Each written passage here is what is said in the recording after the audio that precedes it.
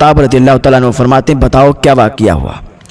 وہ انسان کہتا ہے حضور میری بیوی حاملہ تھی اور میں کام کی غرض سے یا کسی اور غرض سے باہر گیا، میں یہ کہہ کے گیا تھا یا اللہ میرے بیوی کے حمل کی حفاظت فرما، یا اللہ میرے بیوی کے جو بچہ ہو اس کی حفاظت فرما، ہم یہ کہہ کر گئے تھے۔ حضور جب ہم کچھ دنوں کے بعد واپس آئے تو ہم نے دیکھا کہ میری بیوی کا انتقال ہو چکا ہے، میری بیوی اس دنیا سے جا چکی ہے۔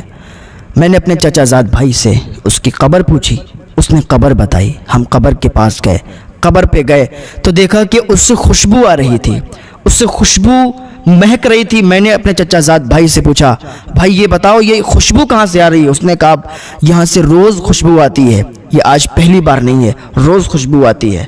وہ انسان کہتا ہے کہ مجھے فکر لاحق ہوئی، مجھے عجیب سا فیل ہوا، مجھے فیلنگ ہوئی عجیب سی۔ میں نے سوچا کہ اس قبر کو میں کھودوں گا، دیکھوں گا کہ معاملہ کیا ہے، اس قبر سے خوشبو کیوں آتی ہے۔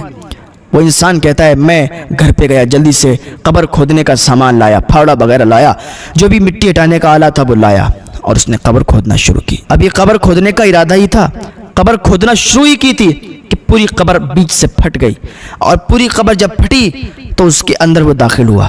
جیسے اس کے اندر داخل ہوا تو کیا دیکھا کہ اس کی بیوی کی گود میں اس کا بچہ بیٹھا ہوا ہے، اس کا بچہ بیٹھا ہوا کھیل رہا ہے۔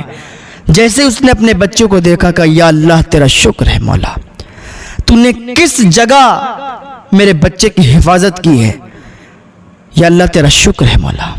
اتنا کہہ رہا تھا کہ ابھی نکلنے والا تھا اس بچے کو لے کر واپس کہ ایک آواز آئی۔ آواز کیا تھی؟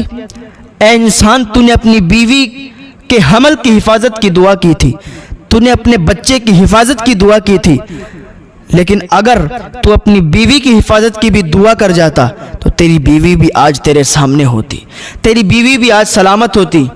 اور اس انسان نے اتنا سنا، قبر سے باہر نکل آیا۔ انسان کو اتنا پریشان ہونے کی ضرورت نہیں ہے کہ اگر دعائیں کر رہا ہے دعا قبول نہیں ہو رہی تو سوچ رہا ہے دعا کیوں نہیں قبول ہو رہی۔